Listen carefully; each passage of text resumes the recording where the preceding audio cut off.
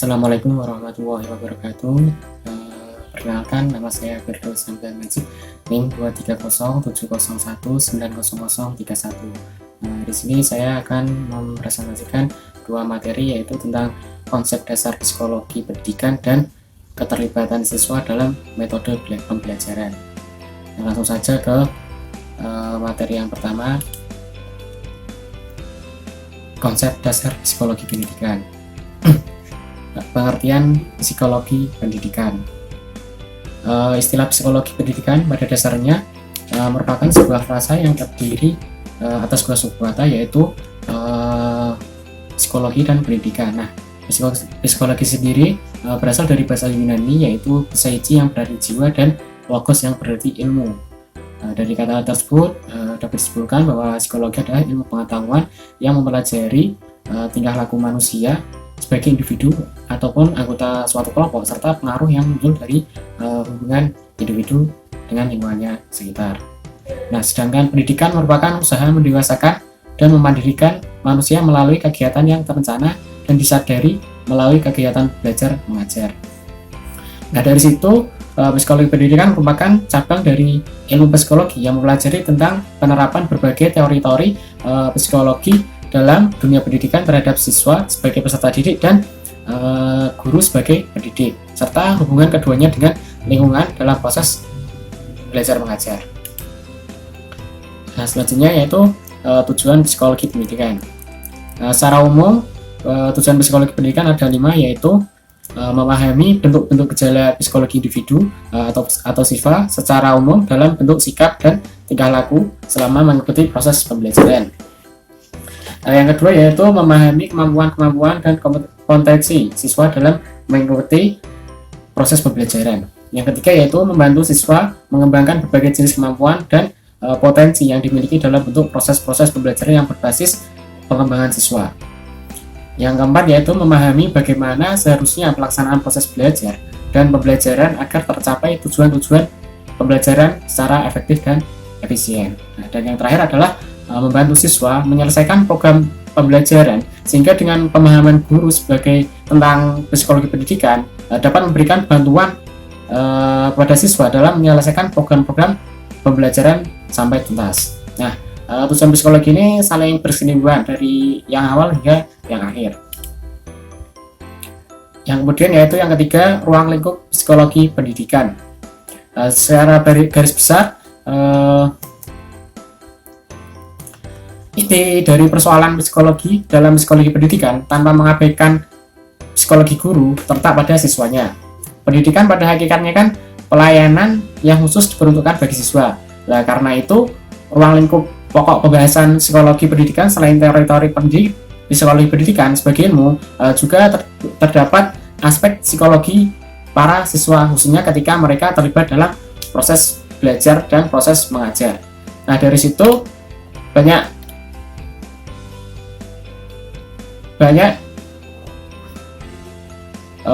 banyak ahli membatasi pokok-pokok bahasan psikologi pendidikan menjadi 3 macam, yaitu yang pertama di sini belajar yang meliputi teori-teorinya, prinsip dan ciri-ciri khas perilaku belajar siswa dan sebagainya. Dan yang kedua yaitu proses belajar. Proses belajar yaitu tahapan perbuatan maupun peristiwa yang akan terjadi dalam kegiatan belajar siswa. Dan yang ketiga yaitu situasi belajar, yaitu suasana maupun keadaan lingkungan baik bersifat fisik maupun non fisik yang berhubungan dengan kegiatan belajar siswa.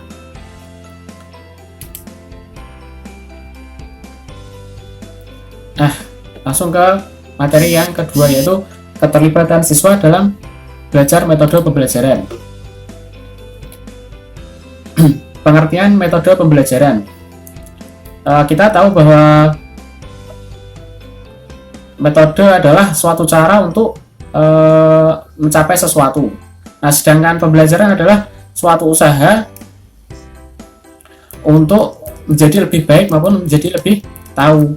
Nah, dari situ dapat kita simpulkan bahwa metode pembelajaran adalah suatu cara maupun strategi yang dilakukan oleh seorang guru agar terjadi proses belajar pada diri siswa untuk mencapai tujuan. Menurut Beni A pribadi menyatakan tujuan proses pembelajaran adalah agar siswa dapat mencapai kompetensi seperti yang diharapkan. Nah, untuk mencapai tujuan tersebut, proses pembelajaran tersebut perlu dirancang secara sistematik dan sistemik agar dapat memudahkan siswa nanti untuk memahami materi-materi pelajarannya. Nah, selanjutnya itu macam-macam metode pembelajaran. Sebenarnya banyak sekali metode-metode pembelajaran yang ada, tapi di sini saya sebutkan ada 6. Yang pertama yaitu metode ceramah. Nah, metode ceramah adalah sebuah bentuk interaksi melalui penerangan dan penuturan lisan dari guru kepada peserta didik. Dalam kegiatan ini, informasi yang diberikan sering kabur dan samar-samar bagi pendengarnya. Bahkan kemungkinan jika pendengar ditanya kembali tidak tahu apa-apa. Jadi sebaiknya dalam metode ini guru menggunakan alat-alat bantu seperti gambar ataupun audiovisual lainnya.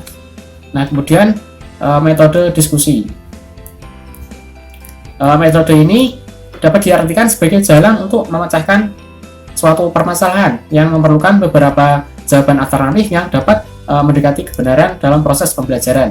Metode ini bila digunakan akan dapat merangsang murid untuk berpikir secara sistematis, logis, maupun bersikap demokratis dalam menyumbangkan pikiran-pikirannya untuk memecahkan sebuah masalah. Nah, kemudian yang ketiga yaitu metode karya wisata. Hampir setiap sekolah itu tiap tahun mengadakan karya wisata. Nah, karya wisata merupakan salah satu suatu cara pengajaran yang dilaksanakan dengan jalan mengajak anak didik kita keluar kelas untuk dapat memperlihatkan hal-hal ataupun peristiwa yang ada hubungannya dengan bahan pelajaran di sekolah. Terus yang keempat yaitu metode demonstrasi.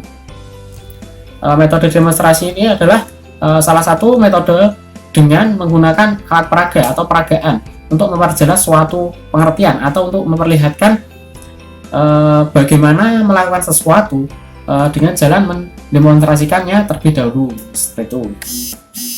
Terus yang kelima yaitu metode sosiodrama.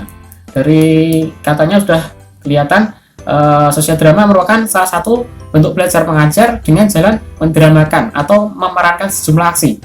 Metode ini bertujuan untuk belajar memahami perasaan orang lain, menggambarkan bagaimana seseorang memecahkan sebuah masalah, serta melukiskan bagaimana seseorang itu bertindak maupun bertingkah laku. Nah, yang terakhir yaitu metode pemberian tugas. Nah, ini merupakan salah satu cara dalam penyajian bahan pelajaran kepada siswa dengan cara guru memberikan sejumlah tugas kepada murid-muridnya. Nah, kemudian murid-murid tersebut disuruh untuk mempelajari sesuatu. Nah, kemudian nanti harus mempertanggungjawabkannya hasil yang didapat. Nah, seperti itu. Nah, yang kemudian yaitu tentang faktor-faktor yang mempengaruhi proses belajar. Nah, di sini menurut Syah tahun 2004, faktor-faktor yang mempengaruhi proses belajar itu ada 3, yaitu faktor internal, faktor eksternal, dan faktor pendekatan belajar. Nah, faktor internal ini adalah faktor dari dalam siswa itu sendiri, yaitu yang berupa kondisi jasmani dan rohani siswa itu sendiri. Yang kemudian yaitu faktor eksternal. Faktor eksternal itu dari luar siswa, itu bisa dari bisa dari temannya, bisa dari keluarga maupun lingkungan sekitarnya, masyarakat pun bisa. Dan yang ketiga yaitu faktor pendekatan belajar, yaitu jenis upaya belajar siswa yang meliputi strategi dan metode yang digunakan siswa untuk melakukan kegiatan pembelajaran materi-materi pelajaran. Nah, memang strategi dan metode ini sangat berpengaruh dalam proses belajar siswa. Nah, jika strategi maupun metode itu tidak sesuai dengan karakter siswa tersebut, maka akan mempersulit siswa tersebut untuk mempelajari sesuatu. Nah, seperti itu. Nah, mungkin cukup itu dari saya. Kurang lebihnya mohon maaf. Wassalamualaikum warahmatullahi wabarakatuh.